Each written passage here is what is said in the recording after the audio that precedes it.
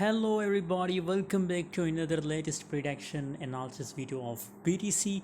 Before starting this video, I recommend to join my Telegram group. Link is available in video description, guys.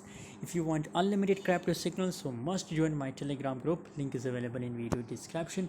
Currently, guys, you can see here from long time BTC completely moving in a sideways trend, guys. It is not uptrend, it is not downtrend in a BTC, but currently, if it reject from this resistance level, so currently I'm pretty sure now the downtrend is start, guys. If you look here, so also it's looking the downtrend, guys. Maybe big possibilities for BTC that it will dump to $28,000. I also give you a signal, I also do a prediction many times for BTC that it will dump. It's necessary for BTC that it tastes $28,000 once again, guys. And if after that again maybe a little bit the price again start moving in upward direction, guys. But currently I'm completely bearish on BTC, guys. What's your opinion, what's your prediction for BTC? Please share in the comment box. And for more latest update, for more fundamental latest news, join my Telegram group. Link is available in video description.